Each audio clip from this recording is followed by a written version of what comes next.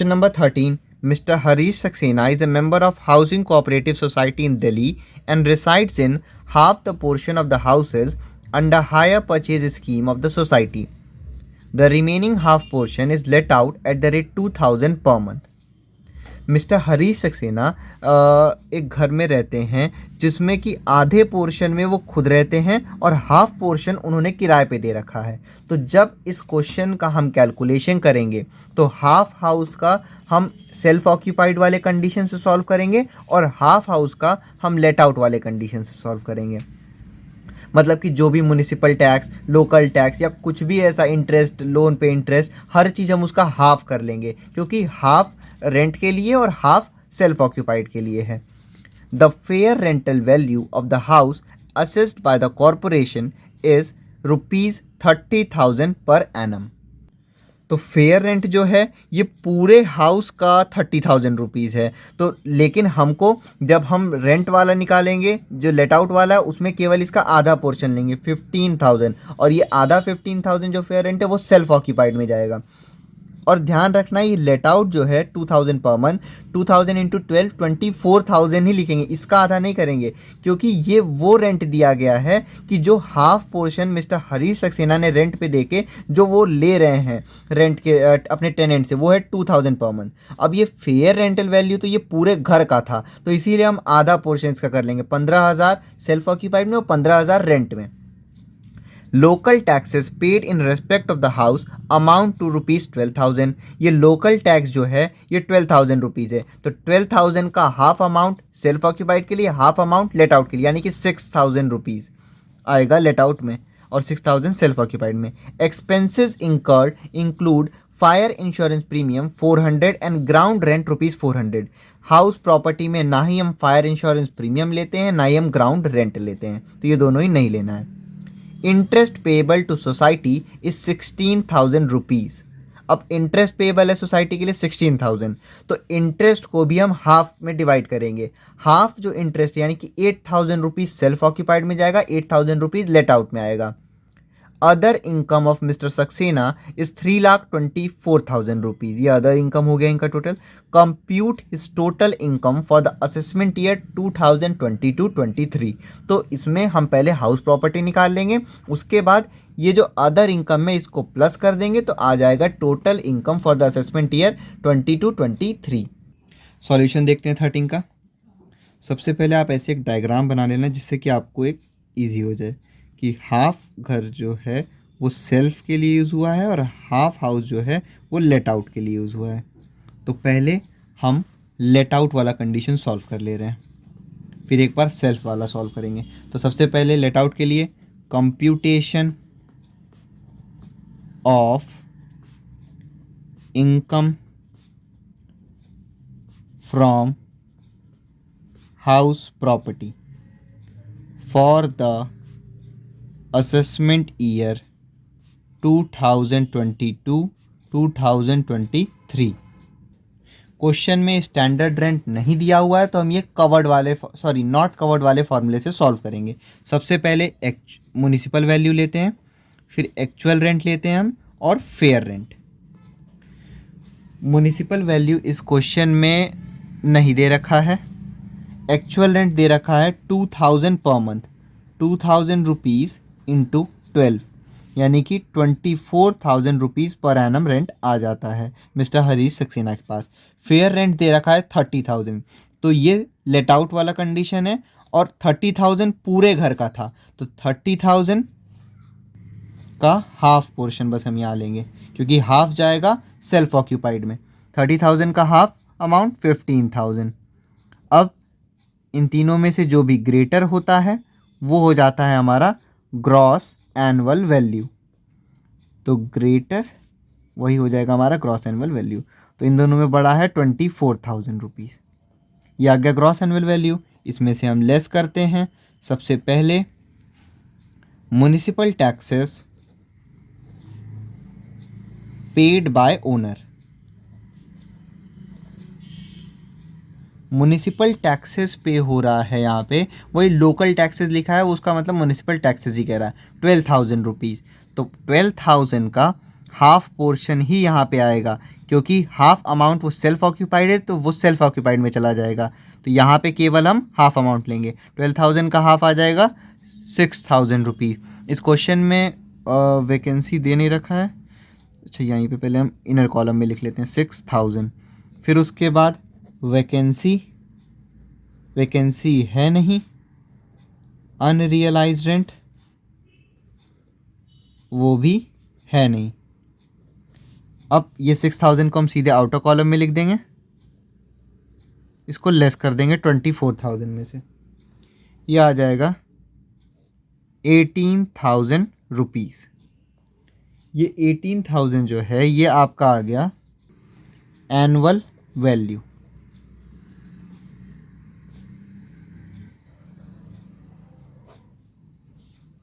Annual value आ गया आपका 18,000 rupees. अब इसमें से हम लेस करते हैं डिडक्शंस अंडर सेक्शन 24। सबसे फर्स्ट पॉइंट होता है हमारा 30% ऑफ एनुअल वैल्यू। तो 30% ऑफ 18,000 रुपीज़। 18,000 का 30% यह आ गया 5,400 रुपीज़। पहले इनर कॉलम में हम लिखेंगे 5,400। उसके बाद सेकेंड पॉइंट में हम लेते हैं interest on previous year. Question में इंटरेस्ट दे रखा है 16,000 रुपीज़।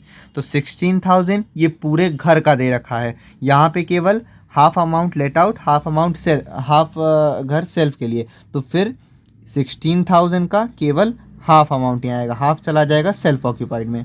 ये हो गया 8,000 रुपीज़। फिर तीसरा पॉइंट आता है इंटरेस्ट ऑन कंस्ट्रक्शन पीरियड।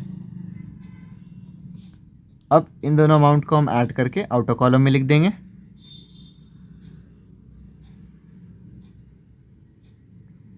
ये आ गया 13,400 इन दोनों को ऐड करने पे।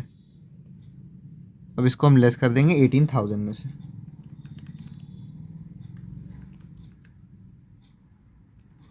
ये आ गया 4,600। ये हो गया हमारा इनकम फ्रॉम हाउस प्रॉपर्टी। अभी ये सिर्फ लेट आउट वाला हमने निकाला है। अब हम कैलकुलेट करेंगे सेल्फ ऑक्यूपाइड वाले कंडीशन में। फिर उसके बाद लेट आउट और सेल्फ ऑक्यूपाइड को हम ऐड कर देंगे। सबसे पहले यहाँ फिर से हम फॉर्मेट लिखेंगे computation of income from house property for the assessment year 2022-2023। Self occupied के कंडीशन में gross annual value, municipal tax सब कुछ निल होता है। तो एनुअल वैल्यू भी जो है वो निल ही आता है सेल्फ ऑक्यूपाइड के कंडीशन में। ये रूल है, आपको याद रखना पड़ेगा। एनुअल वैल्यू में से हम लेस करेंगे डिडक्शंस अंडर सेक्शन 24। पहला डिडक्शन जो है वो है 30% ऑफ एनुअल वैल्यू। तो एनुअल वैल्यू भी नील है तो इसका 30% नील ही आएगा। फिर सेकंड हम लेते हैं इंटरेस्ट ऑन प्रीवियस ईयर। तो interest on previous year total था 16,000 रुपीज़। 16,000 का हाफ चला गया था लेट आउट में 8,000, और 16,000 का हाफ अमाउंट जो है वो आ जाएगा प्रीवियस ईयर में, सॉरी सेल्फ ऑक्यूपाइड में, यानी कि 8,000 रुपीज़। उसके बाद तीसरे पॉइंट में हम लेते हैं इंटरेस्ट ऑन कंस्ट्रक्शन पीरियड, जो कि निल होता है। तो ये आ जाएगा 8,000 रुपीज़। तो ज़ीरो में से आप जो भी चीज़ लेस करते हो तो वही अमाउंट माइनस में आ जाता है, यानी कि 8,000 रुपीज़ आ जाएगा हमारा loss from house property minus का 8,000। अब यहाँ पे हम लिखेंगे total income from house property. तो यहाँ पे हम let out, income from let out plus self occupied को ऐड कर देंगे हम। लेट आउट से आया है 4,600 रुपीज़ प्लस का इनकम आया है, और सेल्फ ऑक्यूपाइड से 8,000 रुपीज़ का लॉस हो गया है। तो इन दोनों को जब हम सॉल्व करेंगे तो यह आ जाएगा 3,400 रुपीज़। ये total income from house property होगा। उसके बाद इस क्वेश्चन में हमको सिर्फ हाउस प्रॉपर्टी ही नहीं पूछा है टोटल इनकम बताइए। तो total income for assessment year 2022-23 में आ जाएगा, जो पहले अदर इनकम है इनका